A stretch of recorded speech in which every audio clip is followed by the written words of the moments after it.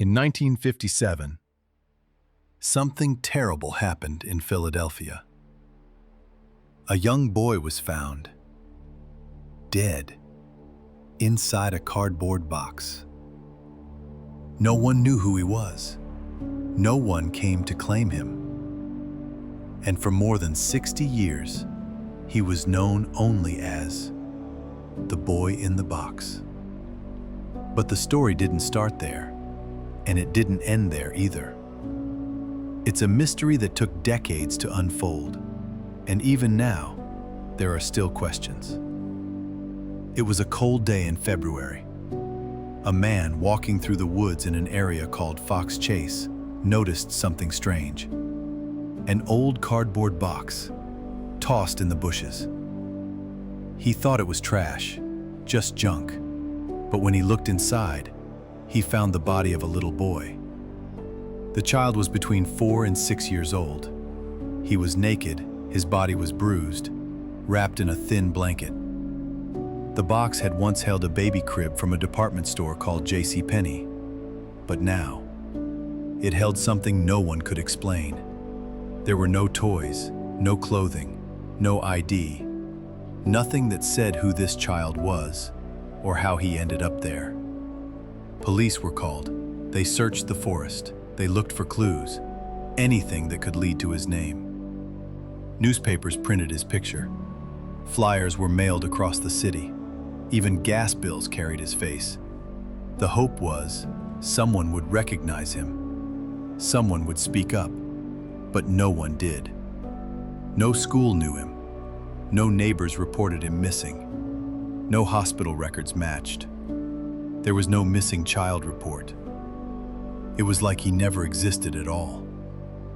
It's a terrible thought, that a child could disappear and no one notices. That someone could hurt him and no one is held responsible. But sadly, that's what happened here. Over the years, theories began to form. One woman, known only as M, claimed she knew who the boy was. She said her mother had bought him and kept him locked in a basement. She said he was beaten and died one night after dinner.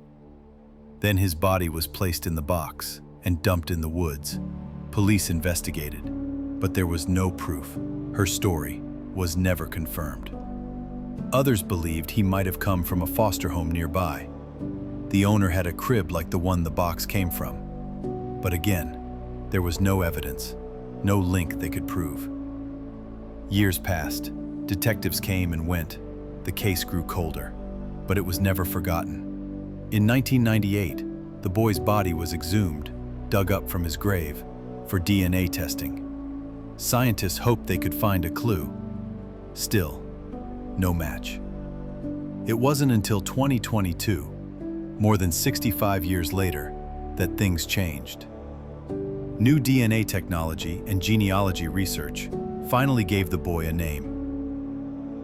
For 65 years, the story of who would come to be known as America's unknown child has haunted this community.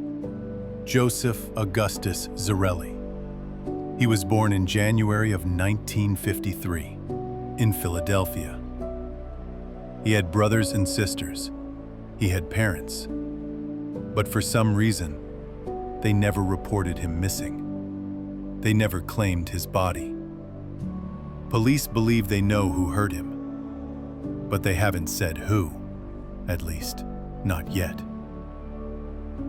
And finally, after decades of silence, he was no longer unknown. He had a name, a place, a story. For decades, his gravestone read, America's unknown child.